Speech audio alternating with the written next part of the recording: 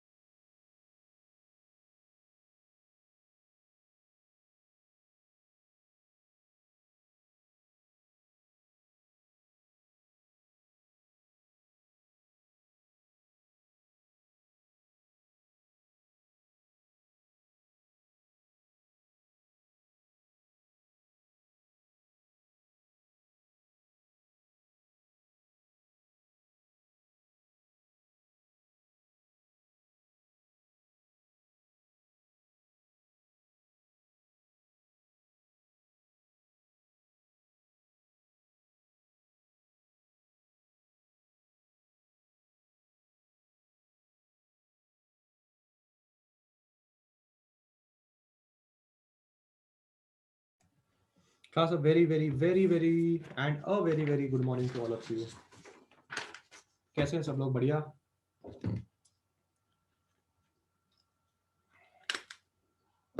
Good morning to all of you. बढ़िया है सब लोग. जस्ट अ मिनट, स्टार्ट करते हैं.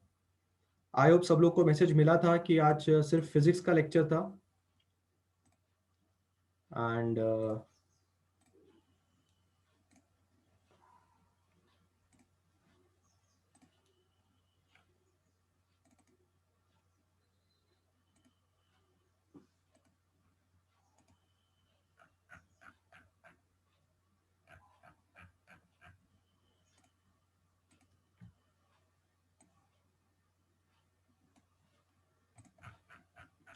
बढ़िया बढ़िया. Good morning to all of you.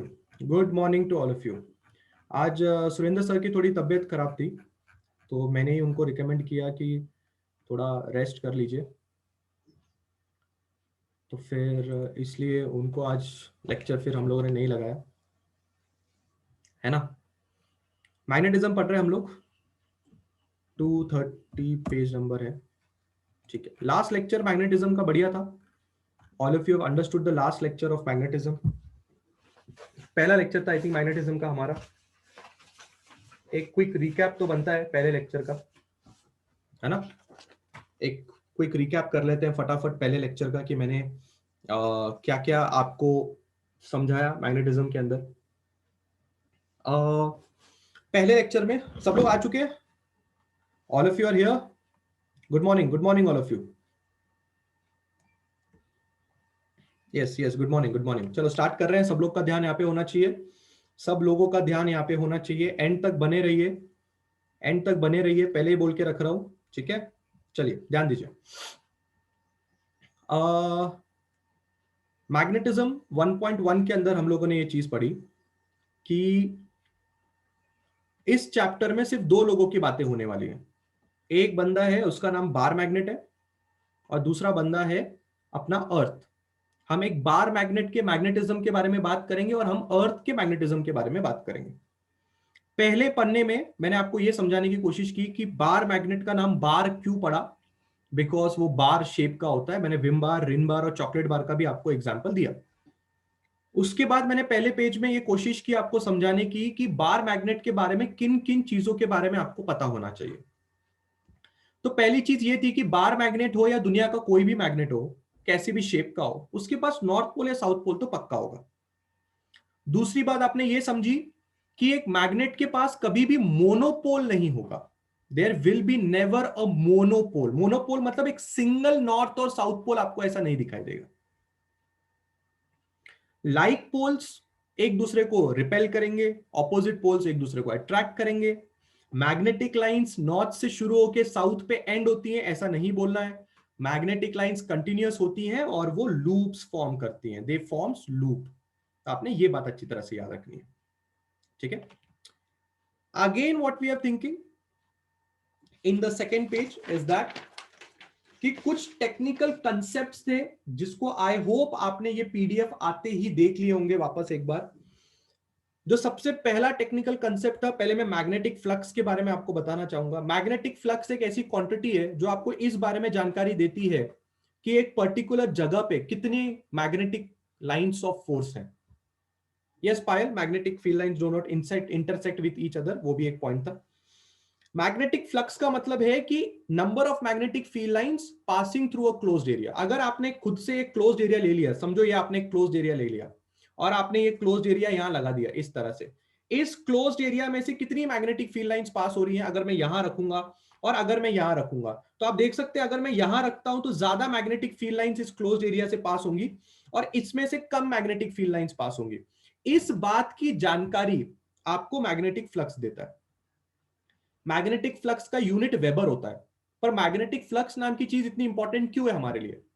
Magnetic flux नाम की चीज हमारे लिए इसलिए इंपॉर्टेंट है क्लास, क्योंकि अगर कहीं पे ज्यादा मैग्नेटिक फ्लक्स है, इसका मतलब वहां पे मैग्नेटिक फील्ड लाइंस की गर्दी ज्यादा है।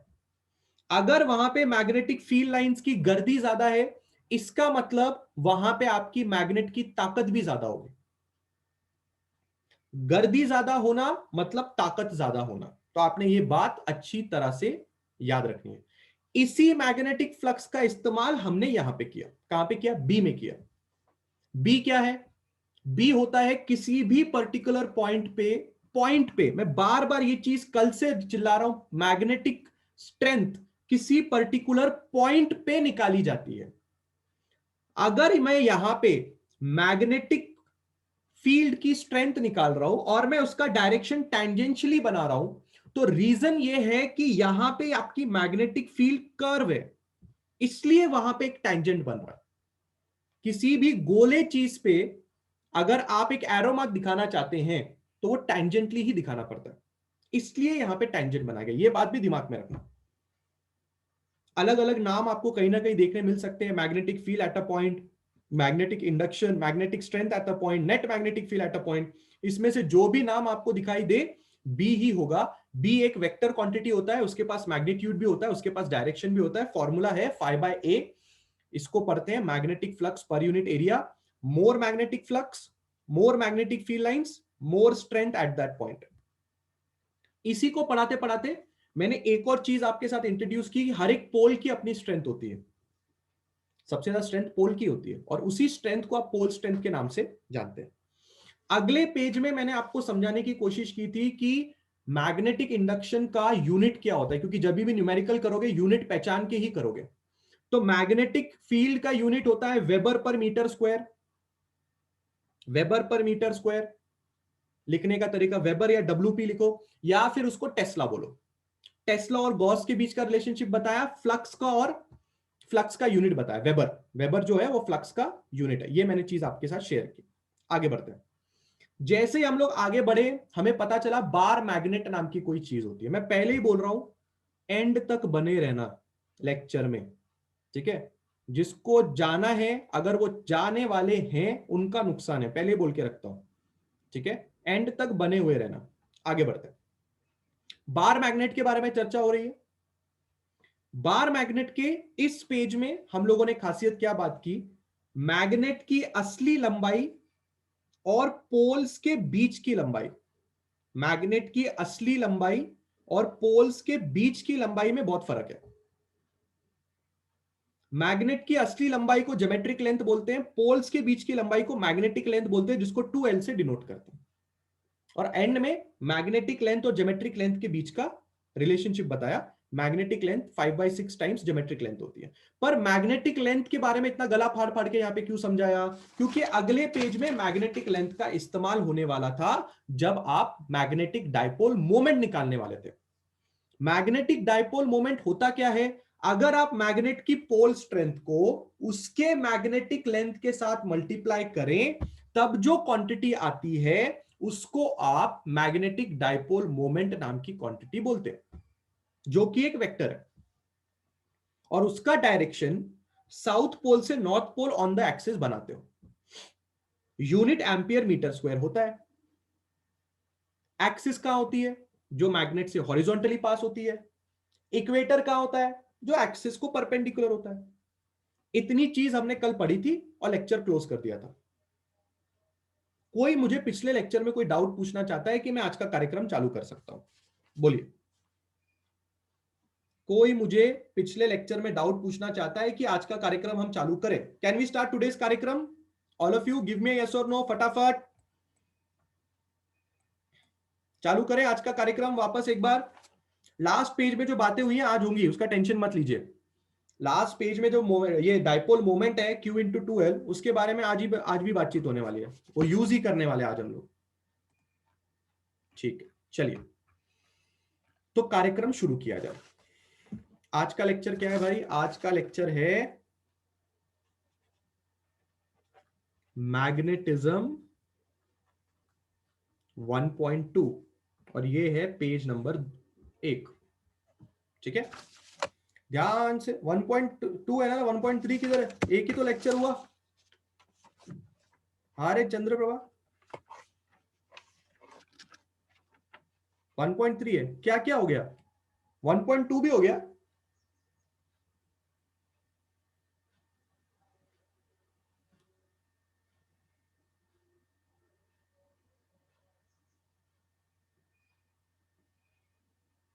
मैंने गलत शीट उठा ली क्या? 1.2 किधर है फिर? ऐसे कैसे गायब हो गई आइला? ये है क्या 1.2? इसको भी पढ़ ले क्या फिर? 1.2 में क्या बात की थी? 1.2 में हमने बात की थी कि मैग्नेटिक फील्ड एक बार मैग्नेट की बतानी है एक्सिस पे और इक्वेटर पे, ठीक है। एक्सिस पे और इक्वेटर पे। इक्वेटर का डायग्राम पीछे कहीं होगा, ये रहा इक्वेटर का डायग्राम, ठीक है। इसमें हमने उसके फॉर्मूला लिखे। फॉर्मूला क्यों लिखे? फॉर्मूला का डेरिवेशन नहीं था, पहली बात, फॉर्मूला का डेरिवेशन नहीं था। जो पॉइंट आपको यहां पे नोटिस करना है वो पॉइंट ये है कि मैग्नेटिक डाइपोल मोमेंट वेक्टर और बी एक्सियल वेक्टर दोनों एक दूसरे के साथ होने चाहिए। सबसे पहली चीज जो आपने यहां नोटिस करनी है, मैग्नेटिक डाइपोल मोमेंट का वेक्टर और बी एक्सियल का वेक्टर दोनों के दोनों एक दूसरे के साथ होने चाहिए। Formula okay. उसके बाद परमिएबिलिटी के बारे में डिस्कशन हुआ, यानी कि बातचीत की गई कि परमिएबिलिटी मीडियम के बारे में चर्चा की गई, क्या मीडियम हमारे मैग्नेटिक फील्ड को अलाउ करता है कि नहीं करता है। अलाना एंड फलाना के बारे में बातचीत की। अलाउ करता है तो परमिएबिलिटी है, नहीं करता है तो गंदा है। Mu not is the permeability of air या वैक्यूम। नॉट दिखना चाहिए, नॉट, इस गोले को नॉट पढ़ते हैं। उसके बाद इक्वेटर के बारे में चर्चा की गई। इक्वेटर के फॉर्मूले माइनस साइन क्यों आ रहा है?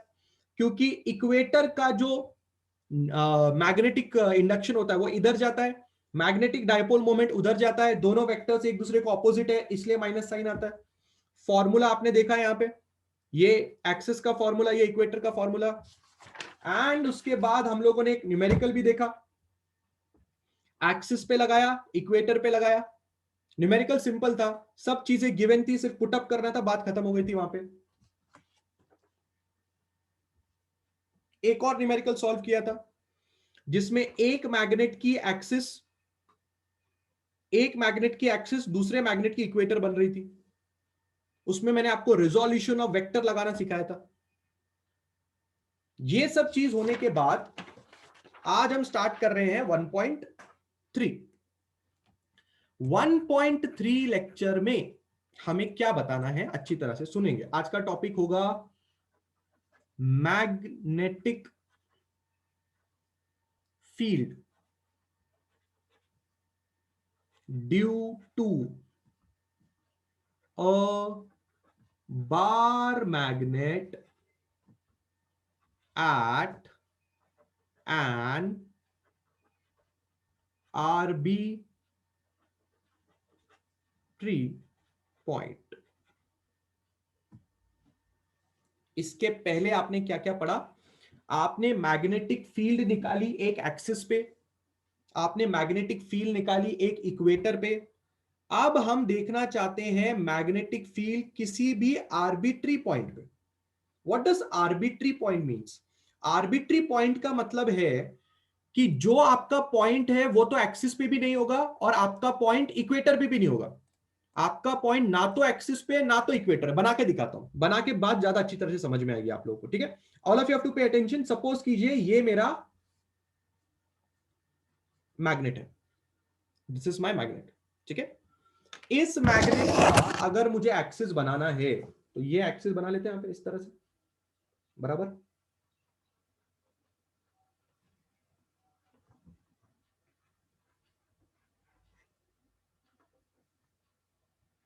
All of you are well aware this will be called as the axis. Let's make the equator. All of you are well aware this will be called as the equator. पर मैं अगर आपसे कहूं कि मैं एक पॉइंट P चूज करता हूं यहां पे, ये है मेरा पॉइंट P।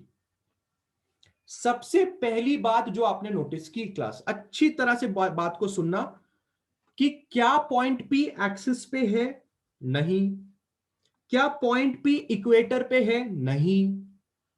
अगर पॉइंट P एक्सिस पे नहीं है, पॉइंट P इक्वेटर पे नहीं है, तो कल के लेक्चर में 1.2 लेक्चर में जो आपने दो फॉर्मूले निकाले, ये दोनों के दोनों फॉर्मूले इस पॉइंट पे मैग्नेटिक फील्ड निकालने के लिए यूज नहीं किए जा सकते। नहीं किए जा सकते। क्यों नहीं किए जा सकते? क्योंकि ये फॉर्मूला तभी यूज किया जा सकता है अगर आपका पॉइंट एक्सिस पे है। ये वाला फॉर्मूला तभी इस्तेमाल किया जा सकता है जब आपका पॉइंट इक्वेटर पे है। अब उस व्यक्ति ने हमसे क्या कहा? वो व्यक्ति हमसे कहते हैं कि मुझे इस पॉइंट पे तुम मैग्नेटिक फील्ड पता करके बताओ, tell me the magnetic field at this point. उनका ये कहना है। पर हम तो शॉक में आ गए क्योंकि हमें पता था ये पॉइंट ना तो एक्सिस ना तो इक्वेटर पे। तो ऐसी चीजों को कैसे हैंडल करेंगे वो हमें आज सीखना है। अगर हमने ऐसी चीजों को हैंडल कर लिया तो इस बार मैग्नेट के आजू बाजू किधर भी तुम पॉइंट दे दो, मैं आंसर निकाल सकता हूं। इक्वेटर पे दोगे मुझे फॉर्मूला पता है, एक्सिस पे दोगे मुझे फॉर्मूला पता है, एक्सिस और इक्वेटर पे भी नहीं दोगे, कहीं और दोगे तो भी मुझे फॉर्मूला पता होगा। तो हम कर सकते हैं easily. Let us understand. Yes वरदान, वही करने वाले। हम दोनों फॉर्मूले का एक कॉम्बिनेशन फॉर्मूला बनाएंगे और उससे रिजल्टेंट निकाल के सॉल्व करेंगे। तो तैयार है सब लोग? पहले सब लोग को समझ में आया magnetic field due to a bar magnet at a arbitrary point का मतलब क्या है? समझ में आया? आर्बिट्री पॉइंट का मतलब समझ में आ रहा है क्या है? एक ऐसा पॉइंट जो ना तो एक्सिस पे है ना तो इक्वेटर पे है, कहीं और है। क्या ये बात सब लोग को समझ में आ रही है? आज के लेक्चर का मोटिव क्या है? ऐसा नहीं होना चाहिए कि लेक्चर शुरू हो रहा है तुम्हें पता ही नहीं है कि लेक्चर में आज क्या करने वाले, इसलिए तुम्हें पहले ही पूछ रहा हूं बार बार कि क्या तुम्हें लेक्चर का मोटिव समझ में आ रहा है? Motive of the lecture should be very very clear. I will request everybody and तक बने रहे, आखिरी तक बने रहे, मैं रिक्वेस्ट करता हूं सब लोगों से। बढ़िया बढ़िया, चलिए स्टार्ट करते हैं। सबसे पहला काम जो आपने करना है, अच्छी तरह से मेरी बात सुनना, सेंटर ऑफ द मैग्नेट हमारे लिए बहुत ज्यादा इंपॉर्टेंट चीज होती है। यहां पे आपका साउथ पोल है, यहां पे आपका नॉर्थ पोल है, ये आपका सेंटर ऑफ मैग्नेट। सबसे पहला कार्यक्रम जो मैं करना चाहूंगा वो सबसे पहला कार्यक्रम ये होगा कि मैं साउथ पोल से नॉर्थ पोल की तरफ मेरा मैग्नेटिक डाइपोल मोमेंट का वेक्टर बनाने जा रहा हूं, क्योंकि मुझे सबसे आसानी से वो पता है कि किसी भी मैग्नेट के नॉर्थ साउथ पोल से नॉर्थ पोल की तरफ अगर मैं एक वेक्टर बना दूं, तो ये आप एक ऑरेंज कलर का वेक्टर देख सकते हैं, ये मेरा एम वेक्टर होगा, यानी कि मैग्नेटिक डाइपोल मोमेंट वेक्टर होगा, जो हम पिछले से पिछले क्लास में पढ़ के बैठे। पहला काम। दूसरा काम क्या करना है? दूसरा काम यह करना है कि आपने इस पॉइंट को सेंटर से जोड़ना है। तो सबसे पहला काम यह करो, इस पॉइंट को सेंटर से जोड़ो। आप मुझसे यह भी सवाल पूछ सकते हो कि सर क्यों हम इस पॉइंट को सेंटर से क्यों जोड़े? अगर आप नोटिस करोगे पिछले दोनों डेरिवेशंस, अगर आप नोटिस करोगे तो पिछले दोनों डेरिवेशंस में जो आर नाम का डिस्टेंस आप लेते थे, it is always the distance from the centre of the magnet. Check कीजिए, जो भी पॉइंट का डिस्टेंस होता है वो सेंटर से ही नापा जाता है, मैग्नेट के सेंटर से नापा जाता है। आप इक्वेटर का डेरिवेशन देख सकते हो, सेंटर से नापा गया है। You can see the derivation of equator, centre से नापा गया। तो अगर पॉइंट भी कहीं और होगा तो भी हम सेंटर से ही डिस्टेंस नापेंगे। तो अगर मैं इस पॉइंट को ओ नाम दे दूं, तो what is OP? What is OP? क्या है हमारे लिए ओपी? ओपी है distance between centre of magnet and point P, where we have to find the value of B vector. यानी कि हमें पॉइंट P पे B वेक्टर की वैल्यू पता करनी है, इसलिए हमने वहां से और सेंटर ऑफ मैग्नेट का डिस्टेंस ले लिया। दूसरी बात, बहुत ही इंपॉर्टेंट बात, अच्छी तरह समझे, जस्ट अ मिनट।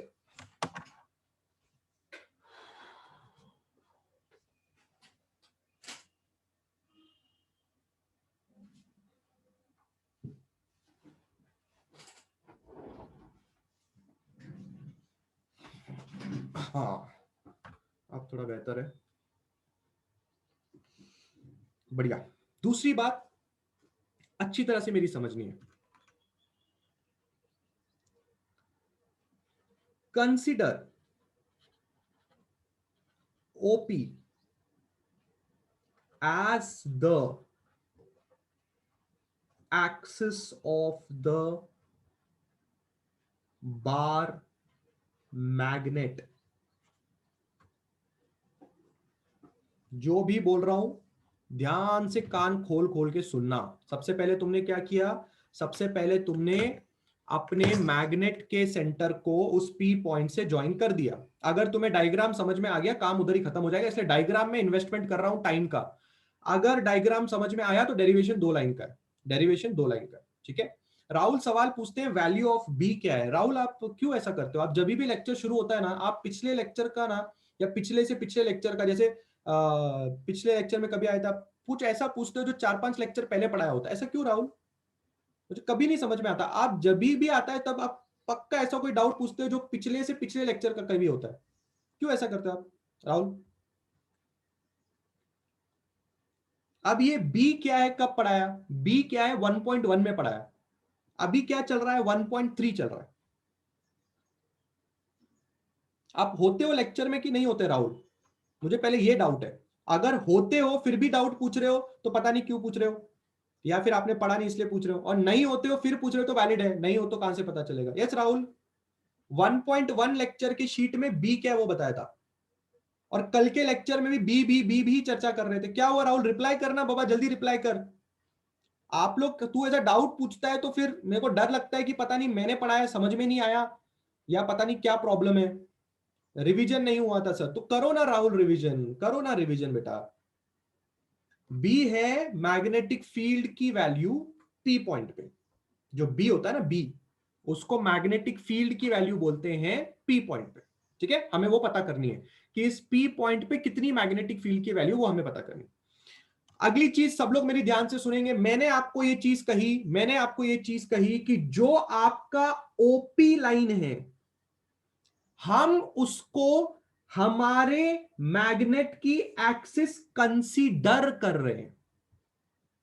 क्या कर रहे हैं? कंसीडर। एक्चुअल में असली एक्सिस किधर है?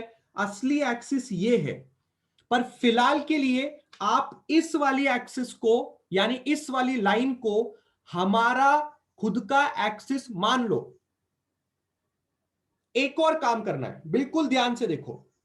ये जो लाइन है और ये जो लाइन है, यानी कि हमारी अज्यूम की हुई एक्सिस और हमारी असली वाली एक्सिस, अज्यूम की हुई एक्सिस और असली वाली एक्सिस के बीच में जो एंगल आपको दिखाई दे रहा है, उसको आप थीटा मानो। उसको आप क्या मानो? थीटा मानो। अगर आप नोटिस करेंगे, ये जो एम वेक्टर मैंने यहां पे बनाया है, वो एम वेक्टर भी हमारी एक्सिस के ऊपर ही है। अगर ये एम वेक्टर को मैं रिजॉल्व कर दूं, इसको इसके कंपोनेंट में ब्रेक कर दूं, तो कैसे दिखाई देगा? अगर मैं किसी वेक्टर को उसके कंपोनेंट्स में ब्रेक करूं तो वो इस तरह से दिखाई देगा।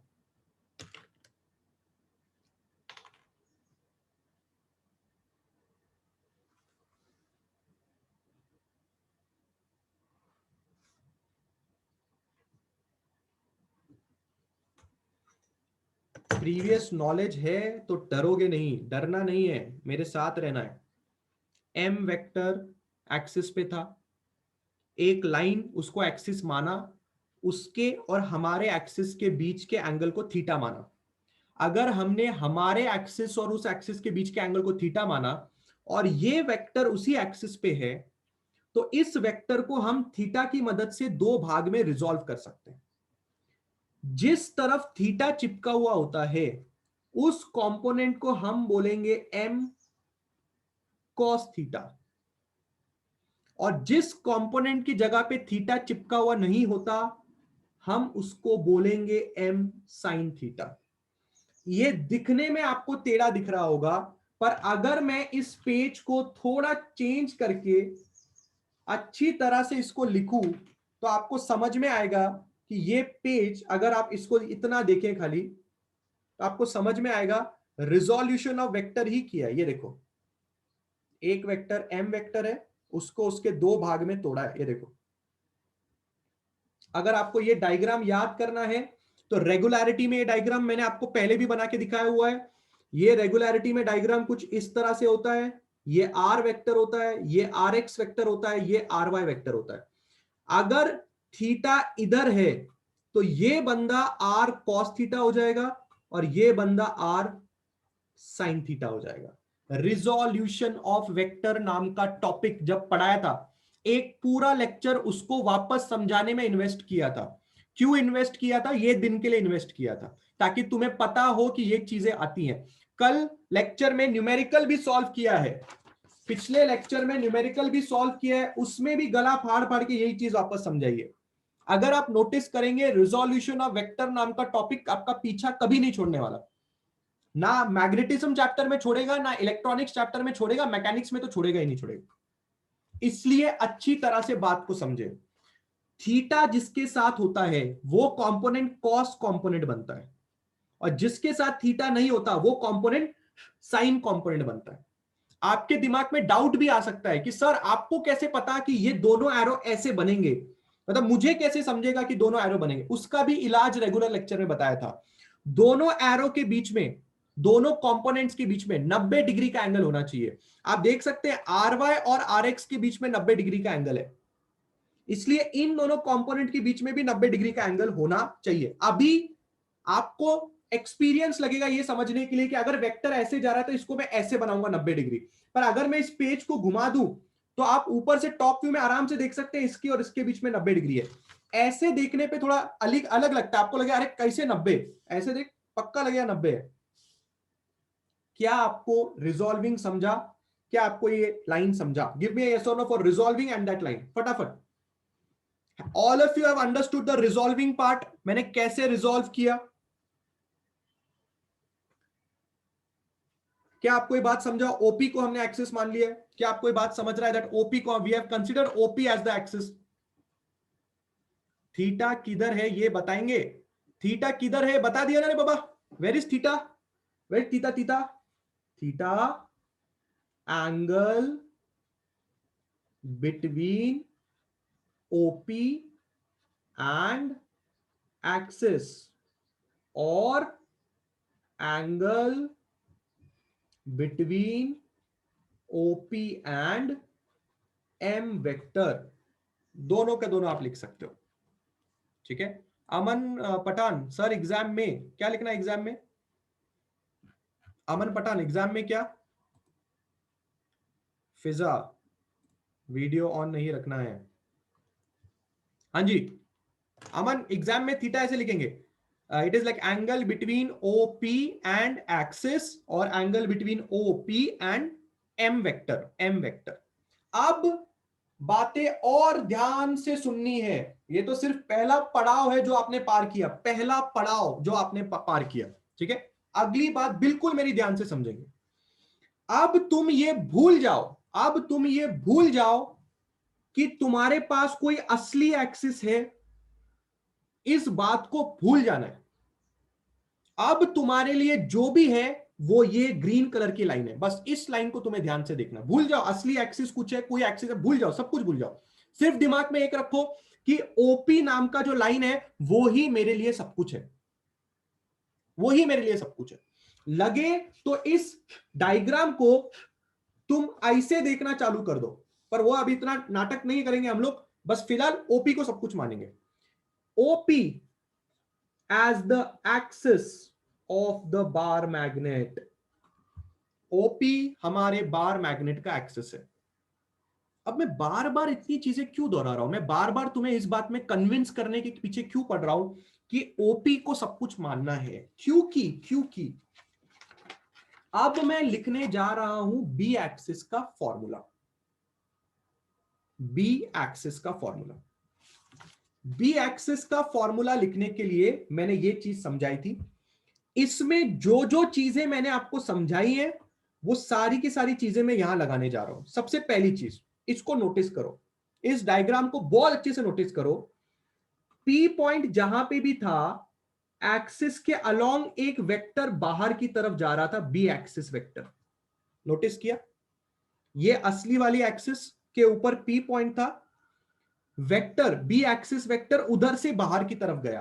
अब मैं नॉलेज यहां लगाऊंगा, मेरे लिए ये एक्सिस है, ये मेरे लिए पी पॉइंट है, मैं यहां से एक एरो ऐसा बाहर की तरफ बनाऊंगा ऐसा,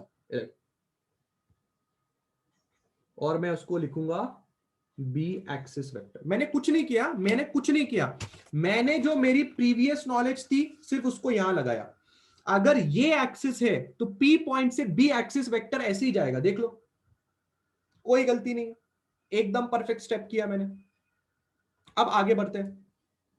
जब मुझे ये फॉर्मूला लिखने के लिए बोला गया तब मुझे बार बार एक चीज बोली गई, ये फॉर्मूला तभी लिख सकते हो जब बी एक्सिस वेक्टर और एम वेक्टर एक ही लाइन में होने चाहिए।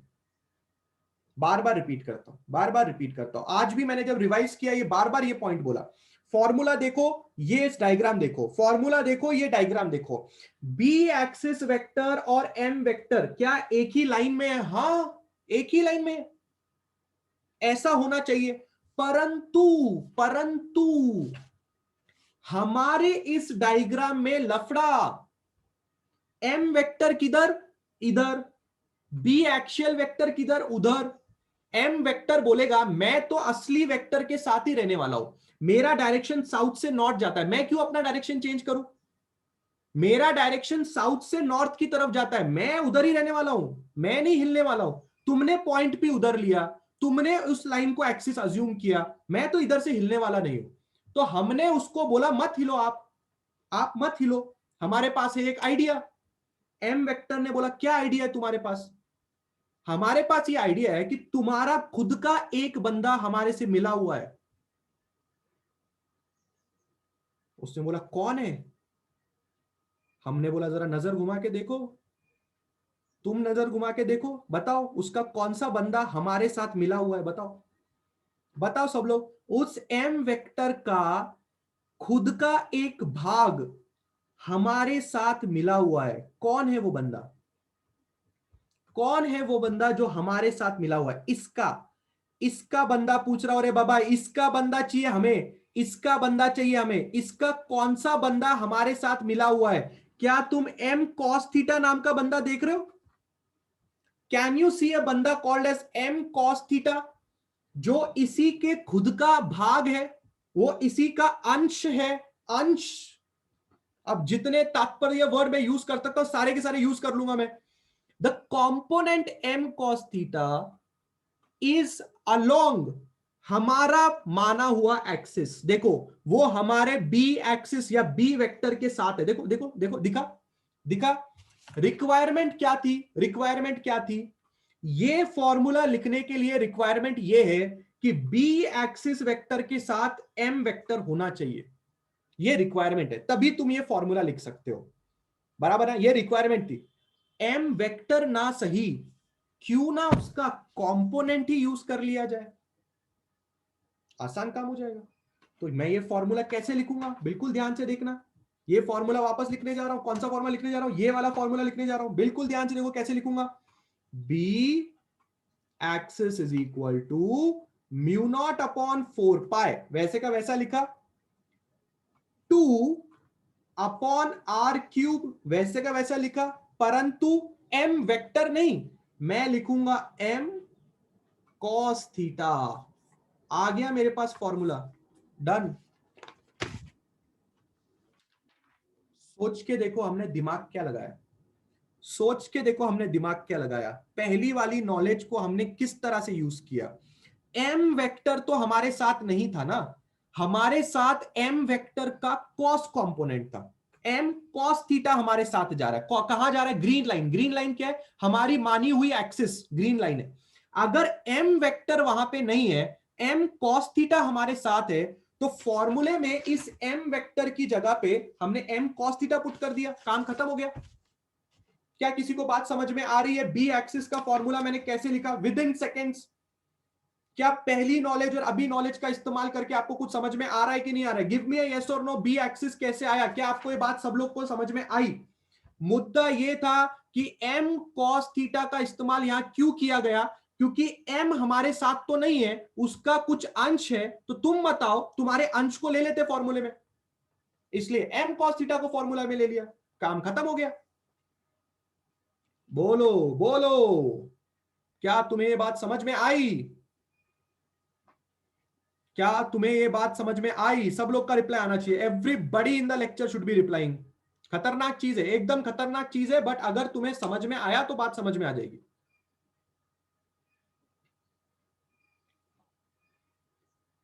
डन। एम साइन थीटा हमारे किसी काम का ही नहीं है, तो उसका यूज क्यों करेंगे? क्या एम साइन थीटा हमारी मानी हुई एक्सिस पे आ रहा है? क्या एम साइन थीटा कुछ रोल प्ले कर रहा है? जब वो कोई रोल ही नहीं प्ले कर रहा तो उसको भाव क्यों देंगे हम लोग? अगर आपने मेरा स्केलर्स एंड वेक्टर्स का लेक्चर बैठे हैं, मैथमेटिकल मेथड का लेक्चर बैठे हैं, एक लेक्चर में वर्क डन वाला एग्जांपल समझाया था। वर्क डन वाले एग्जांपल में अगर आप याद करोगे, उस वक्त भी ये बोला था कि फोर्स और डिस्प्लेसमेंट एक लाइन में होना चाहिए। अगर आपको मेरा वो लेक्चर याद आएगा, याद है एक दिन लेक्चर में आखिर में फोर्स और डिस्प्लेसमेंट वर्क डन के बारे में पूरा ज्ञान दिया था। उस लेक्चर में तुम्हें ये बात बताई थी कि फोर्स और डिस्प्लेसमेंट दोनों एक ही डायरेक्शन में होना चाहिए। पर अगर फोर्स और डिस्प्लेसमेंट एक डायरेक्शन में नहीं निकला, जो तुम्हें मैंने बोला बच्चा ऐसे वो खींचता है, एक ये ट्रॉली खींचता है, तो फोर्स और डिस्प्लेसमेंट अगर एक डायरेक्शन में नहीं निकला तो फोर्स का कोई ना कोई कंपोनेंट होगा जो उसके डायरेक्शन में जा रहा होगा, उसके साथ जोड़ी बना लो। सिमिलरली यहां हो रहा है, एम वेक्टर और बी ए वेक्टर एक डायरेक्शन में नहीं है, इसलिए इस एम वेक्टर को डिसॉल्व करके उसका जो कंपोनेंट हमारे साथ जा रहा है उसको फॉर्मूले में लिख के फॉर्मूला बना दिया, काम खत्म हो गया। अब आगे बढ़ना चाहिए। अब आगे क्या बढ़ेंगे? जरूरी नहीं है सूरज, जरूरी नहीं है कि आप डायग्राम बनाएं। जब न्यूमेरिकल्स आते हैं, डिपेंड्स ऑन कि न्यूमेरिकल का किस तरह का वे है, क्या है न्यूमेरिकल, उसके बेसिस पे। जैसे अभी हमने कल लास्ट लेक्चर हमने सॉल्व किया, राइट। साक्षी 55 आप सो सकती हैं, थैंक यू सो मच। हाँ, जैसे कि मैंने अभी ये वाला लास्ट लेक्चर में आपको ये डायग्राम आपको दिखाया, रिक्वायरमेंट थी कि नहीं थी डायग्राम बनाने की? अगर ये बिना डायग्राम बनाए तुम्हें ये क्वेश्चन समझता था? नहीं समझता था, right. So it is very very important for you कि टू अंडरस्टैंड, जहां डायग्राम बनना है वहां डायग्राम बना के ही न्यूमेरिकल सॉल्व होगा। अगर यहां पे भी क्वेश्चन इस तरह का आया तो डायग्राम बनाओ, क्या पता डायग्राम बनाने से क्वेश्चन ज्यादा क्लियर हो जाएगा। दिव्या कह रही है कि अगर आपका point P, Omkar D video on मत करो बार बार, अगर आपका पॉइंट पी नीचे की तरफ होगा इधर कहीं पे, तो क्या साइन कंपोनेंट का इस्तेमाल कर सकते हैं? कर सकते हैं साइन कंपोनेंट का इस्तेमाल। अगर नीचे की तरफ होगा तो आप साइन कंपोनेंट का इस्तेमाल कर सकते हैं, बट फिलहाल ऊपर की तरफ है तो मोस्टली आप कॉस कंपोनेंट का ही इस्तेमाल करेंगे। परंतु परंतु अगर नीचे की तरफ होगा तो मैं इधर थीटा मान लूंगा, थीटा चेंज कर लूंगा। अगर नीचे पॉइंट होता तो मैं नीचे की तरफ एक्सिस बनाता और थीटा चेंज हो जाता, तो हरदम नीचे की तरफ कॉस कंपोनेंट ही आ सकता है। तो थीटा बदल के हम ये फॉर्मूला जो अभी निकालेंगे हर जगह पे यूज कर सकते हैं। तो आप ये बात से निश्चिंत रहिए कि पॉइंट कहीं पे भी होगा, 360 डिग्री में पॉइंट कहीं पे भी होगा, जो फॉर्मूला हम आखिर में निकालेंगे वो फॉर्मूला आप सब जगह पे यूज कर सकते हो। ठीक है सर, कैसे पता चलेगा कि m cos थीटा का कंपोनेंट एक्सिस के साथ जाएगा? कैसे पता चलेगा? थीटा जिसके साथ बनता है वहीं पे m cos थीटा का कंपोनेंट बनता है। ये तो बार बार आपको समझा रहा हूं, जिसके साथ थीटा बनता है उसी के साथ m cos थीटा का कंपोनेंट आता है। अब आपके डाउट्स ऐसे हैं, मैं आपको समझाता हूं आपके डाउट्स कैसे हैं। सपोज की जो कि ये आपका मैग्नेट है, ये आपकी असली वाली एक्सिस, ये आपकी इक्वेटर। सपोज करो कोई बंदा ऐसा बोले यहां पे पॉइंट पी है, तो अब आप क्या करोगे? अब आप क्या करोगे? सेंटर से सबसे पहले इस पॉइंट को ज्वाइन करोगे, बराबर है। ये कौन है रे बाबा? कसीगा कौन है? ये कग्जिसो कौन है? लीव कर दिया, बाहर बैठ के कहीं लेक्चर देख रहे हैं। हाँ, ध्यान से देखो। अब यहां पे क्या करना है? यहां पे क्या करना है? इस एंगल को थीटा मानना है। देखो मैंने किस तरह से एंगल ही चेंज कर दिया, देखो मैंने किस तरह से एंगल ही बदल दिया। ठीक है, और अगर अब ये आपका m वेक्टर है तो अब ये कंपोनेंट m साइन थीटा हो जाएगा और ये कंपोनेंट m कॉस थीटा हो जाएगा। तो ये फ्रीडम है हमारे पास कि हम एंगल को बदल के कॉस और साइन कंपोनेंट हम अपने हिसाब से ले सकते हैं। आप देख सकते हैं अभी भी इस पॉइंट के साथ कॉस का कंपोनेंट आ रहा है, अभी भी इसके साथ कॉस का कंपोनेंट आ रहा है। क्या किया आपने? आपने एंगल बदल दिया। मैंने हरदम एक बात याद रखनी है, सेंटर वाले पॉइंट से पी पॉइंट को मैं ज्वाइन करता हूं, वो लाइन और मेरी असली वाली एक्सिस के बीच का एंगल मैं थीटा मानूंगा। ये लाइन और असली वाली एक्सिस के बीच का एंगल थीटा। क्लियर? डन है? डन है, डन है, डन है, डन है, डन डन डन। अंडरस्टूड है? ठीक है, अब आगे बढ़ते हैं। कहानी खत्म नहीं हुई है, कहानी खत्म नहीं हुई है। कहानी अभी शुरू हुई है। अभी आपने क्या किया, इस ओपी वाली लाइन को आपने क्या माना, एक्सिस, और आपने ये फॉर्मूला लिख दिया। अब इक्वेटर वाली लाइन नाराज हो गई। इक्वेटर वाली लाइन क्या बोलती है, इक्वेटर वाली लाइन बोलती है तुमने ओपी को एक्सिस क्यों माना, इक्वेटर क्यों नहीं माना। तो हम बोलते हैं मान लेते हैं ना उसको इक्वेटर, मान लो इक्वेटर उसको। तो अब हम अगले टेक्नोलॉजी में क्या करने वाले हैं, अब हम लोग करेंगे, बिल्कुल ध्यान से देखिए, again consider OP as equator. क्या बोला मैंने, क्या बोला मैंने, ओपी को इक्वेटर कंसीडर करो, कंसीडर ओपी एज इक्वेटर। तो अब तुम इस ओपी वाली लाइन को इक्वेटर मानने जाओगे। तो पहले तुमने उस ओपी लाइन को एक्सिस माना, पहला फॉर्मूला लिखा। अब तुम ओपी वाली लाइन को इक्वेटर मानोगे, दूसरा फॉर्मूला लिखोगे, उसके बाद सोचते हैं और क्या होगा। तो अब हम इक्वेटर वाले डेरिवेशन की तरफ जा रहे हैं। इक्वेटर वाले डेरिवेशन में क्या क्या खासियतें हमें देखने को मिली। सबसे पहली बात, जो भी इक्वेटर होता है उससे आपके लेफ्ट हैंड साइड में बी इक्वेटर का एरो मार्क जाना चाहिए। ध्यान रखिए, यहां पे साउथ पोल है, यहां पे नॉर्थ पोल है, साउथ पोल की तरफ, साउथ पोल की तरफ बी इक्वेटर का एरो जाता है। तो मैं इस डायग्राम में वही एरो बनाने जा रहा हूं, everybody has to pay attention. मैं इस तरह से बनाऊंगा, ये देखो, बी इक्वेटर। टेंशन नहीं लेना है सब लोगों ने, आपने देखना है क्योंकि ये लाइन थोड़ी टेढ़ी है, इसलिए एरो मार्क भी मैंने उसी के हिसाब से टेढ़ा बनाया।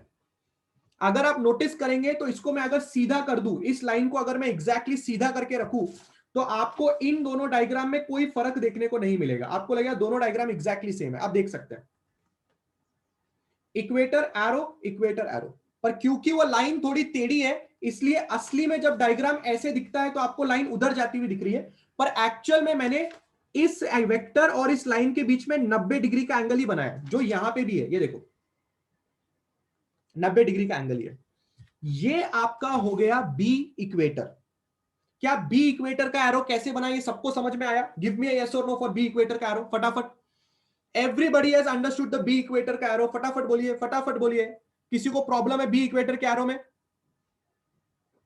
एक एक चीज पढ़ाऊंगा, यस और नो पूछूंगा, आपको हां या ना का जवाब देना है, फटाफट आगे बढ़ जाएंगे। गॉट इट है सब लोग? गॉट इट है? एवरीबॉडी गॉट इट है? हाँ, बराबर बराबर, very good very good, that's really great, that's really great. ठीक है, अब आगे बढ़ते हैं। ये वाला फॉर्मूला लिखते वक्त, ये वाला फॉर्मूला लिखते वक्त तुम्हें क्या नॉलेज मिली? ये वाला फॉर्मूला लिखते वक्त तुम्हें ये नॉलेज मिली कि जो बी इक्वेटर वाला वेक्टर होता है और जो एम वेक्टर होता है, बी इक्वेटर वाला वेक्टर और एम वेक्टर एक दूसरे को ऑपोजिट होने चाहिए। वापस मैं रिपीट करता हूं, बी इक्वेटर वाला वेक्टर और एम वेक्टर एक दूसरे को एग्जैक्टली ऑपोजिट होने चाहिए। आप देख सकते हैं बी वेक्टर यहां जा रहा है, एम वेक्टर यहां जा रहा है, तभी यहां पे माइनस साइन आ रहा है। ये बात मैंने गला फाड़ फाड़ के माइनस साइन क्यों आया ये बताया था तुम लोग को। अब ये नॉलेज हम यहां लगाने जा रहे हैं। बिल्कुल अच्छी तरह से मेरी बात सुनना, तुम्हारे मुंह से वाव निकल आएगा, वाव वाव। ये जा रहा है बी वेक्टर, ये जा रहा है एम वेक्टर। मुझे किसी एंगल से बी वेक्टर और एम वेक्टर ऑपोजिट तो नहीं दिख रहे। ऑपोजिट का मतलब समझते हो, ऑपोजिट का मतलब समझते हो ना, है ना? जैसे ये ऑपोजिट दिख रहे हैं ना, दिख रहे हैं, है ना? इधर इधर एग्जैक्टली एक दूसरे को पैरेलल, है ना? एग्जैक्टली एक दूसरे को पैरेलल है, ये इधर देख रहा है, ये इधर देख रहा है ना? पैरेलल है, इसको ऑपोजिट बोलते हैं। पहले तुम इन दोनों को देख के मुझे ये बताओ कि क्या ये बी इक्वेटर वेक्टर और ये एम वेक्टर एक दूसरे को पैरेलल है या नहीं, या ऑपोजिट है या नहीं? क्या तुम्हें लगता है, बोलो? Are they parallel and opposite? No they aren't, they are not. तुम उधर देख रहे हो, ये इधर देख रहा है, पैरेलल तो हो नहीं, कैसा हम तुमको ऑपोजिट पैरेलल बोले? नहीं बोल सकते। तो तुम्हें क्या लगता है इसका इलाज क्या है? क्या लगता है तुम्हें इलाज क्या है?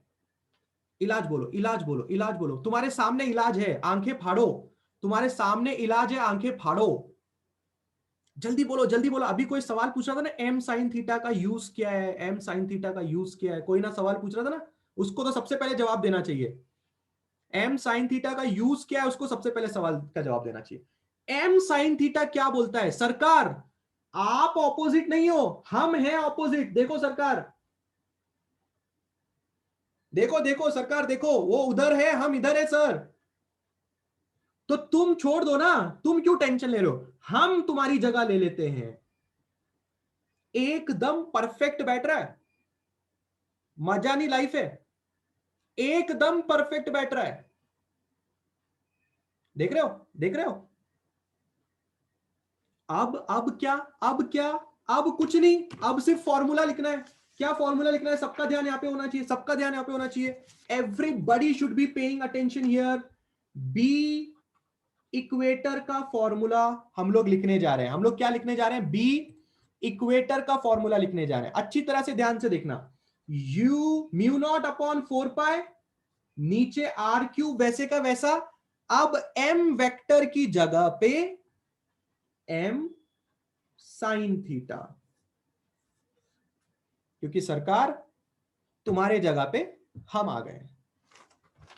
माइनस साइन लगाना है लगा सकते हो, कोई प्रॉब्लम नहीं है। माइनस साइन लगाना है लगा सकते हो, कोई प्रॉब्लम नहीं है।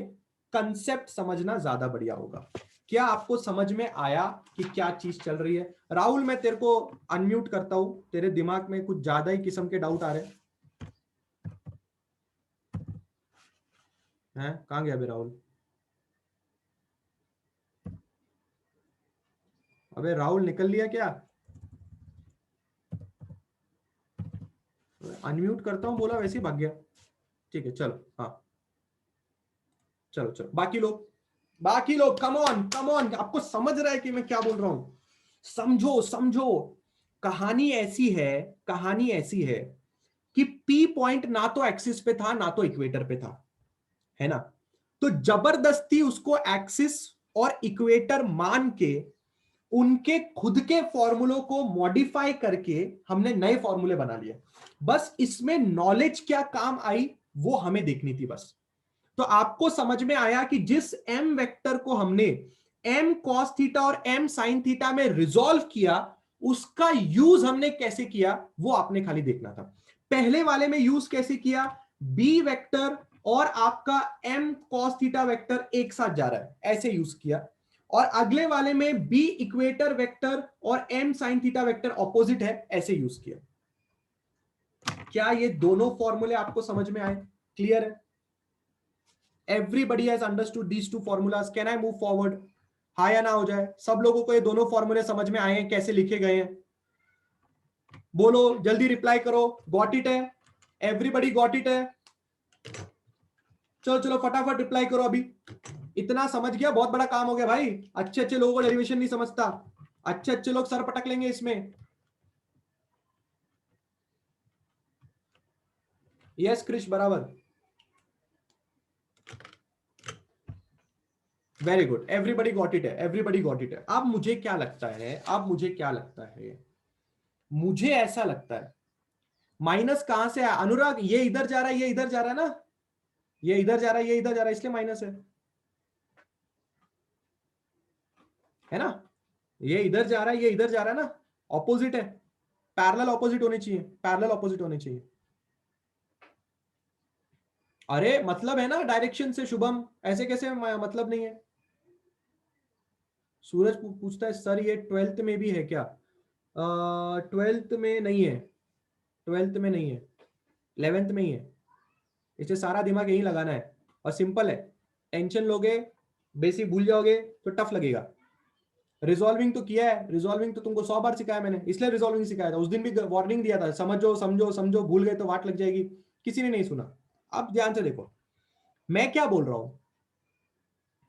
if the direction is equal then they are positive. Yes, if the directions are equal then they are positive, but the directions are opposite, that's why the formula is vector में negative. ठीक है, अब मैं क्या बोल रहा हूं, इस पॉइंट P पे हमारे पास अब दो मैग्नेटिक फील्ड्स आ रही हैं, पर हमें दो मैग्नेटिक फील्ड नहीं चाहिए, हमें एक ही मैग्नेटिक फील्ड चाहिए, हमें नेट मैग्नेटिक फील्ड चाहिए।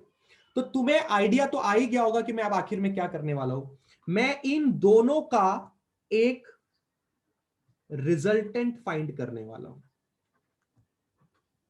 You must have got the idea that I will be finding a resultant vector of these two vectors जो इस P पॉइंट पे मुझे नेट मैग्नेटिक फील्ड देगा। तो रिजल्टेंट में कैसे निकालूंगा, क्या होता है रिजल्टेंट B वेक्टर का, under root of B actual vector का स्क्वायर एंड B इक्वेटर का square. You know this thing very very well. तो रिजल्टेंट अगर मुझे निकालना है तो मैं अंडर रूट करूंगा। बी एक्शियल का फॉर्मूला क्या आता है, बी एक्शियल का फॉर्मूला आता है mu naught upon 4 pi 2m cos theta upon R cube का whole square plus mu naught upon 4 pi m sine theta upon R cube का होल स्क्वायर।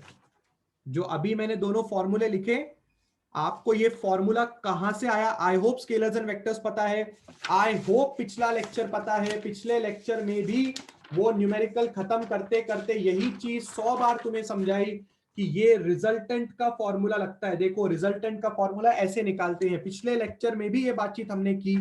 अगर हम इन दोनों को सॉल्व कर दें एक साथ तो हमें यह पता चल जाएगा कि P पॉइंट पे नेट कितनी मैग्नेटिक फील्ड है। म्यू नॉट अपॉन 4 पाई और R cube, M R cube common निकाल सकते हैं बाहर, तो बाहर निकाल लो। म्यू नॉट अपॉन 4 पाई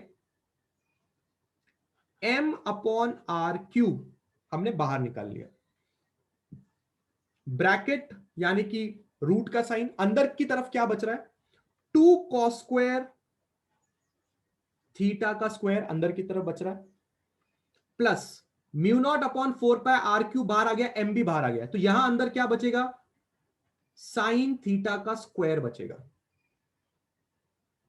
क्रीश क्रीश क्रीश मैग्नीट्यूड निकाल रहे बेटा, कल के लेक्चर में भी समझाया था, माइनस साइन कब नहीं लगाते हैं, जब वेक्टर लिखते हैं, बराबर है। मैग्नीट्यूड निकाल रहे हो तो माइनस साइन की क्या जरूरत है, हटा सकते हो ना माइनस साइन आप, बराबर है कि नहीं। और अगर आप माइनस साइन डाल भी देते हो बेटा तो स्क्वायर करने के बाद तो माइनस साइन चले जाएगा ना, बराबर। क्रिश समझा है ना, आगे बढ़ू, अभी अभी आगे बढ़ू, कैन आई मूव फॉरवर्ड, अच्छा ठीक है। अब इस चीज को सॉल्व करने के बाद कोई हमें इसका डेरिवेशन नहीं करना है, कुछ नहीं करना है, डायरेक्टली आपको बताना है इस चीज को सॉल्व करने के बाद under root of 3 cos square theta plus 1 आता है। यहां से यहां कैसे आया, टिग्नोमेट्री लगा सकते हो, अभी फिलहाल उसमें हम लोग नहीं घुसेंगे। इसको स्क्वायर कर लो, 4 cos square theta plus sine square theta, फिर कुछ कॉमन वॉमन लेके ये आता है, उसमें अभी फिलहाल नहीं जाएंगे। यहां से यहां ये आता है बस, और ये हमारा फाइनल फॉर्मूला है। ये फॉर्मूले का इस्तेमाल करके आप किसी भी पॉइंट का मैग्नेटिक फील्ड निकाल सकते हो, किसी भी पॉइंट का मैग्नेटिक फील्ड निकाल सकते हो, वो पॉइंट कहीं भी हो। अगर आप नोटिस करोगे तो आपको क्या क्या चीजें लग रही हैं, आपको म्यू नॉट अपॉन 4 पाई की वैल्यू तो पहले से ही पता है, आपको m गिवन होगा, मैग्नेटिक डाइपोल मोमेंट। एक चीज लग रही है थीटा, और थीटा क्या था, थीटा मैंने गला फाड़ फाड़ के समझाया। देखो थीटा क्या है, थीटा क्या है, वो जो लाइन है जो आप बनाते हो उस पॉइंट के साथ, और जो आपका एक्सिस है असली वाला, उसके बीच का एंगल आपका थीटा होता है। तो आपकी बनाई हुई लाइन और असली वाली लाइन, आपकी बनाई हुई लाइन और असली वाली लाइन के बीच में एंगल थीटा होता है। यहां पे जब एग्जांपल दिया तभी भी वही बताया, अगर पी पॉइंट यहां हो जाए, आपकी बनाई हुई लाइन और असली वाली एक्सिस वाली लाइन दोनों के बीच का एंगल थीटा होता है। यह भी आपको क्वेश्चन में गिवन होगा, बस आपने इतना ध्यान रखना है। तो आपको फाइनल फॉर्मूले में कहीं पे भी पॉइंट आ जाए, कहीं पे भी पॉइंट आ जाए, आप इससे आप उस जगह का मैग्नेटिक फील्ड बता सकते हैं। Is this formula clear? इसका मतलब अब आपके पास टोटल 3 फॉर्मूले हो गए। पहले फॉर्मूले हम लोगों ने लास्ट 2 लेक्चर में पढ़े थे। ये फॉर्मूले का इस्तेमाल आप तब करेंगे जब पॉइंट एक्सिस पे होगा। ये वाले फॉर्मूले का इस्तेमाल आप तब करेंगे जब पॉइंट इक्वेटर पे होगा। ये फॉर्मूले का इस्तेमाल आप तब करेंगे जब पॉइंट ना तो एक्सिस पे होगा ना तो इक्वेटर पे होगा, तब आप ये फॉर्मूला यूज करेंगे। इस फॉर्मूले को निकालने के लिए हमने बहुत पापड़ बेले हैं। इस फॉर्मूले को निकालने के लिए हमने बहुत पापड़ बेले हैं और ये डेरिवेशन एग्जाम में आ सकता है। This derivation can come in exam, that's why इतना डिटेल में पढ़ा है, वरना ऊपर ऊपर से पढ़ा के ये डेरिवेशन का डायरेक्ट फॉर्मूला करके भी निकल सकता था मैं। जैसे अगर आपने नोटिस किया होगा, इसका डेरिवेशन टेक्स्ट बुक में है नहीं, मैंने नहीं करवाया। इसका भी डेरिवेशन नहीं है, मैंने नहीं करवाया। इसका है ना, मैं बोल सकता हूं नहीं है, खत्म करो, ये फॉर्मूला डायरेक्टली आता है। पर क्यों करवाया? बोर्ड एग्जाम में आ सकता है, इसलिए आपको पता होना चाहिए। हाँ या ना? क्या ये चीज सब लोग को समझी है? लास्ट स्टेप तो सिंपल था यार, सिर्फ कॉमन वॉमन लेना है, डायरेक्टली आंसर लिख देना, खत्म हो गई बात। इसका पहला वाला जो पेज था, यानी कि ये फर्स्ट पेज और सेकंड पेज, ये सबसे ज्यादा धमाकेदार वाली चीज है कि m cos थीटा और m sin थीटा कैसे आया। अगर ये समझ गया, बाकी पूरा गेम तो आपको समझ ही गया है। m cos theta m sin theta कैसे आया, वापस 2 सेकंड दे रहा हूं, डायग्राम देख लो, और देख लो समझ रहा है तो, नहीं तो पूछ लो। Is it clear everybody?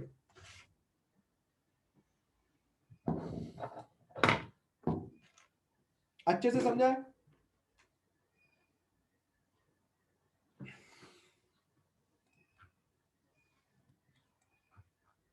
एकदम मस्त समझा है? गॉट इट है? सब लोग गॉट इट है?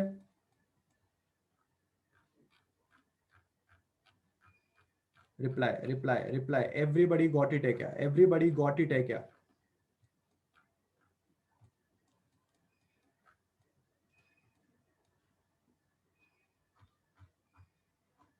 चलो, एवरीबॉडी गॉट इट है, आगे बढ़ते हैं फिर। ठीक है, गॉट इट होने के बाद, इस टॉपिक के बाद, ठीक है, इस टॉपिक के बाद गॉस नाम का एक टॉपिक आता है जो आपके सिलेबस से हटा दिया गया है। मतलब हम डायरेक्टली जा सकते हैं अर्थ मैग्नेटिज्म के ऊपर। We can directly go for earth का मैग्नेटिज्म, ठीक है। But we cannot start that topic today, because वो टॉपिक को करने के लिए पूरा का पूरा 1.5 घंटा लगता है, इसलिए हम वो टॉपिक अभी स्टार्ट नहीं करेंगे, वरना आधे में छूट जाएगा, और आधे में छूट गया तो फिर अगले लेक्चर में उसको कंटिन्यू करके कोई मतलब नहीं है। Let me check if we can do any numericals on this thing. Angle of dip, I think ये अलाइनमेंट वाला न्यूमेरिकल हमने कर लिया था, लास्ट वाला न्यूमेरिकल वैसे भी नहीं है।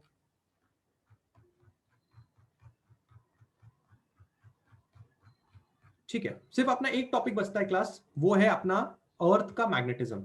और अर्थ का मैग्नेटिज्म मैं अभी स्टार्ट इसलिए नहीं कर रहा हूं because if I start that thing ना, तो उसको स्टार्ट करके पूरा 1.5 घंटा चाहिए, उसको स्टार्ट करने में पूरा 1.5 घंटा चाहिए, तभी वो एक फ्लो में वो पूरा का पूरा टॉपिक समझता है, क्योंकि बहुत डिफिकल्ट है वो टॉपिक इमेजिन करने में, उसको हम अभी स्टार्ट नहीं कर सकते।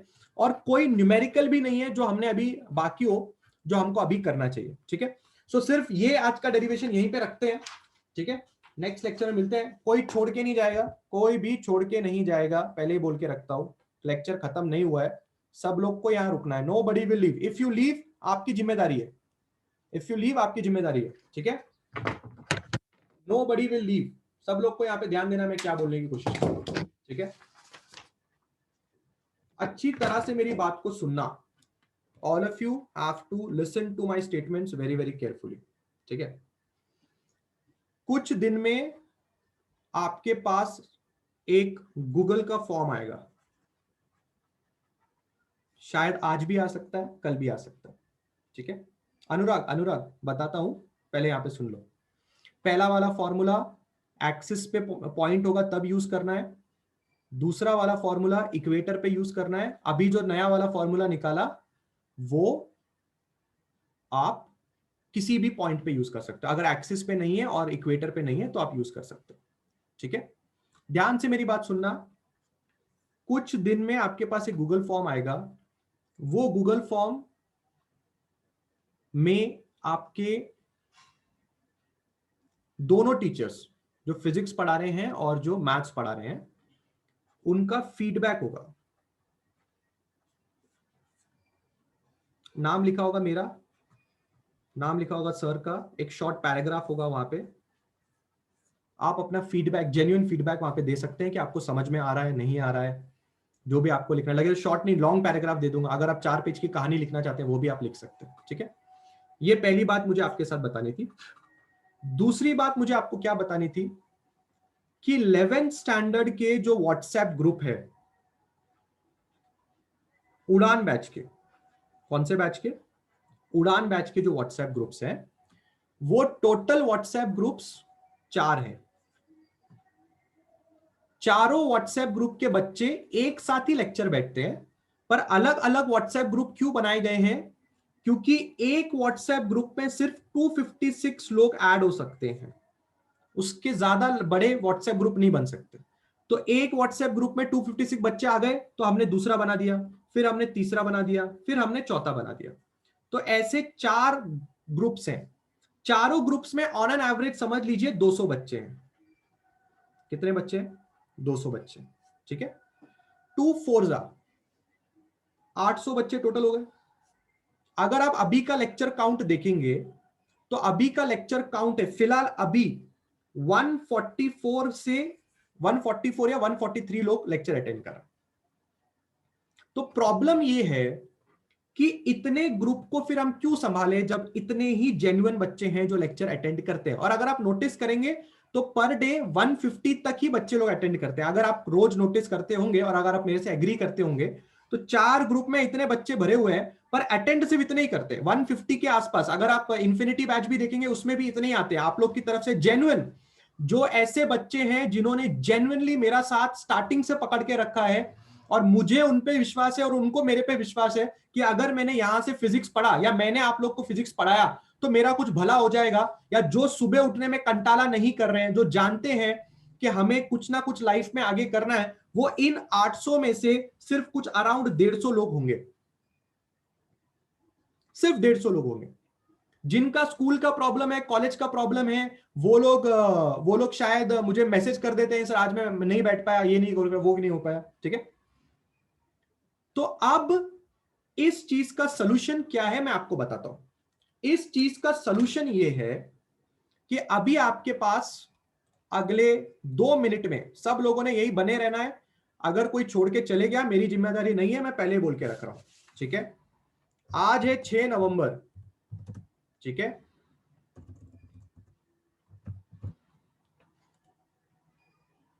6 नवंबर है आज।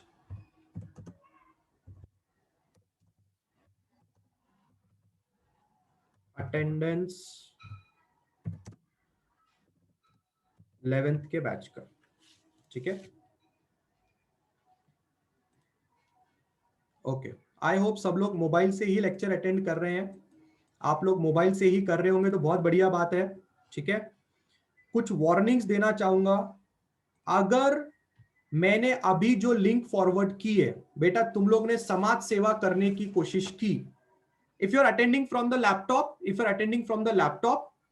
अगर आपके आजू बाजू में मोबाइल होगा तो आपके लैपटॉप में ही आप व्हाट्सएप वेब चालू कर सकते हैं फटाक से। If you know how to turn on WhatsApp web, आपके गूगल में जाके व्हाट्सएप वेब टाइप कीजिए, आपके लैपटॉप आपके मोबाइल का स्कैन करिए। अगर व्हाट्सएप वेब आपको चालू करना आता है तो व्हाट्सएप वेब वहां पे चालू करके रखने का। एक लिंक चैट सेक्शन में आप लोग को मिली है, फटाफट उस लिंक पे क्लिक करना है और वो व्हाट्सएप ग्रुप ज्वाइन करना है। You must have got a link on your chat section right now जो मेरे से सेंड हुई है। किसी को फॉरवर्ड नहीं करना है वो लिंक, पहले ही वार्निंग देके रख रहा हूं। नोट समाज सेवा, जिसको लेक्चर अटेंड नहीं करना वो वैसे भी नहीं आ रहा है। आपके बोलने से, आपके करने से उसको कोई फर्क नहीं पड़ने वाला। चुपचाप वो लिंक पे क्लिक करो और वो व्हाट्सएप ग्रुप ज्वाइन करो।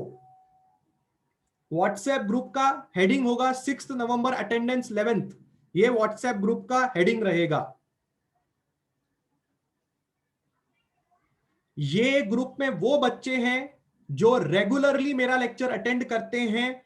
मेरा ये सोचना है कि जो लोग रेगुलरली मेरा लेक्चर अटेंड करते हैं क्यों ना मैं उनको ही ज्यादा भाव दूं, क्यों ना मैं उनको ही ज्यादा प्रिफर करूं, क्योंकि अगर आप लोग मुझे प्रिफर कर रहे हो तो क्यों ना मैं आप लोग को उतना प्रिफर नहीं करूं। फिर मैं क्यों 800 बच्चों को लेके बैठूं, चार चार ग्रुप्स में मैसेज डालूं, चार चार ग्रुप्स में अपडेट करते बैठूं।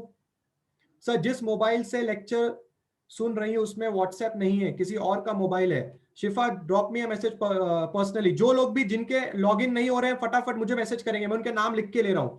शिफा, जिनका ज्वाइन नहीं हुआ फटाफट मैसेज करना है। सर आप लिंक फिर से भेजोगे, मैं फोन से कनेक्ट करता हूं। क्रिश मुझे व्हाट्सएप पे मैसेज ड्रॉप कर। अथर्व, पूर्वा, आस्था, सुमित, साय, क्या हो रहा है मानस, इन लोग का क्या प्रॉब्लम है? आप लोग ने कहां से ज्वाइन इन किया हुआ है? कोई बात नहीं है, अगर आप किसी और मोबाइल से भी अगर आप ज्वाइन इन हो रहे हैं, वो मोबाइल से ज्वाइन इन हो जाओ, कोई फर्क नहीं पड़ता। वापस लिंक मैंने सेंड किया है, जो भी ज्वाइन हो चुके हैं ग्रुप में वो लेक्चर छोड़ के जा सकते हैं। लेक्चर खत्म हो गया है, thank you so much. Sheets में भेज दूंगा, आप उसका टेंशन लीजिए। Whoever has joined it can leave the lecture. जिन्होंने भी ज्वाइन कर लिया वो लेक्चर लीव करके जा सकते हैं। वाइट अटेंडेंस हो गया अपना। Bye bye bye, thank you so much for attending. I hope you understood today's lecture. जिन्होंने भी व्हाट्सएप ग्रुप ज्वाइन कर लिया छोड़ के निकल जाओ, बस किसी को लिंक फॉरवर्ड मत करना, बहुत मार खाओगे, पहले बोल के रख रहा हूं।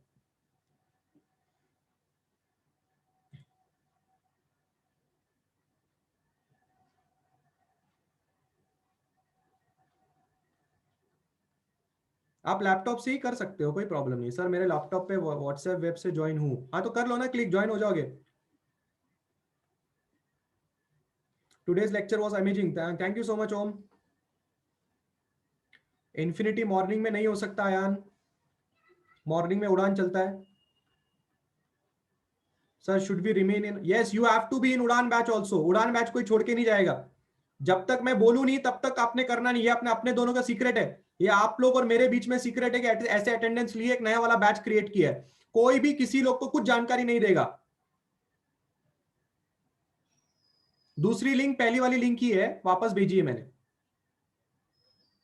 लेफ्ट नहीं होना है अभिषेक गुले, कोई भी ग्रुप लेफ्ट नहीं करना है। कल इंफिनिटी का लेक्चर नहीं था, आज हो सकता है शायद सर की तबीयत खराब थी इसलिए आज मैथ्स का लेक्चर भी नहीं हुआ आपका।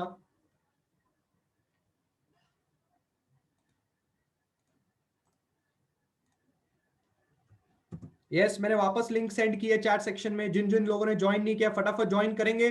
जिन जिन लोगों ने ज्वाइन किया है वो लीव कर सकते हैं। सिद्धि आपने मुझे मैसेज किया होगा तो मैं आपको ज्वाइन करूंगा ना। आप मुझे मेरे पर्सनल नंबर पे मैसेज ड्रॉप करें कि सर मुझे ये करें, और शायद मैंने अभी बहुत सारे मैसेज देखे नहीं है, लेक्चर खत्म होने के बाद मैं फ्री होऊंगा तो जिन जिन लोगों ने मुझे मैसेज किया है मैं उसको उन लोगों को लिंक भेजूंगा। ठीक है,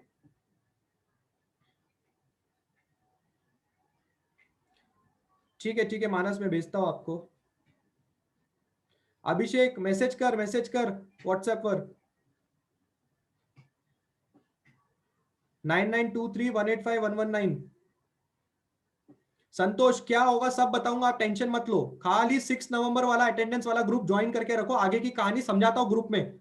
आपके और मेरे बीच की बात है, बस टेंशन मत लो। खाली 6 नवंबर अटेंडेंस वाला ग्रुप ज्वाइन करो, बाकी चुपचाप बैठो खाली, बस टेंशन लेने की जरूरत नहीं है। जिसका ज्वाइन हो गया लीव कर सकता है। whoever has joined it leave it।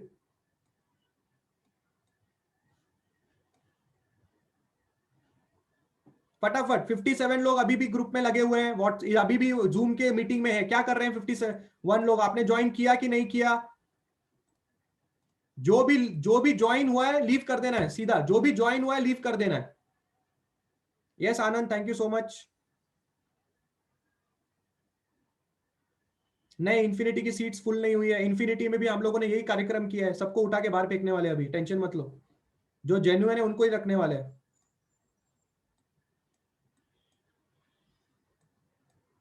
जिन्होंने ज्वाइन कर लिया लीव कर दो। जूम जूम ग्रुप लीव कर दो, जूम वाला ग्रुप लीव करो, व्हाट्सएप ग्रुप मत लीव करो, मीटिंग लीव करो, क्लास छोड़ के चले जाओ।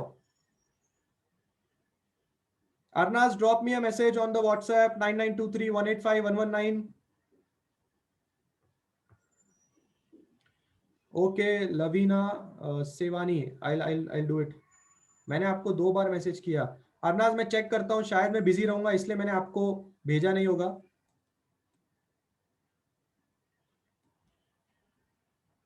ट्वेंटी 21 लोग अभी भी जूम मीटिंग में हैं। क्या आप लोगों ने ज्वाइन किया? 21 लोग अभी भी जूम मीटिंग में हैं। आप लोगों ने ज्वाइन किया कि नहीं किया? फटाफट। प्रशांत वाघ, आंचल, आदर्श, भक्ति, शिफा, आपने मुझे व्हाट्सएप पे भेजा है ना? जो व्हाट्सएप पे मुझे मैसेज कर रहे हैं नाम के साथ मैसेज करो और ये मीटिंग छोड़ दो। जूम वाली मीटिंग छोड़ के जा सकते हैं आप, फटाफट। ध्यानेश, गोला, भक्ति परमार,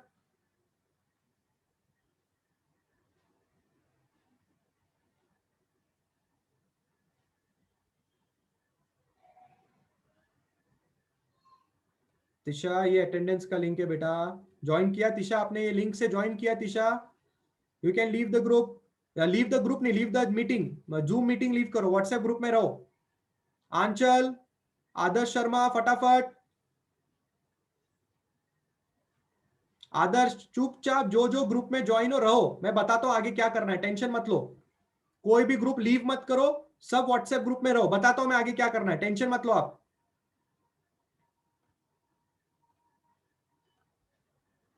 तमन्ना, सुमित, वरदान, क्या कर रहा है वरदान? ज्वाइन हुआ कि नहीं?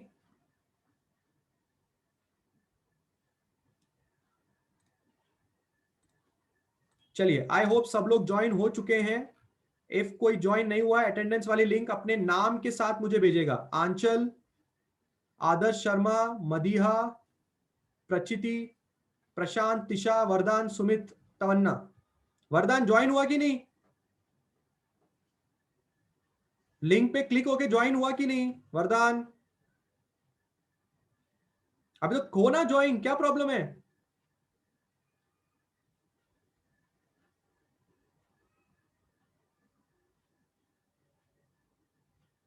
आंचल, मुझे मैसेज करो, मैंने आपके नाम लिख के ले लिए, मुझे मैसेज करो खाली।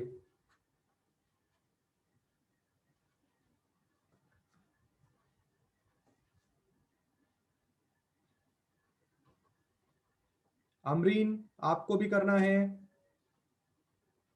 प्रचिति, हो गया है तो लीव कर सकते हो, हो गया है तो लीव कर सकते हो। चलो बाय।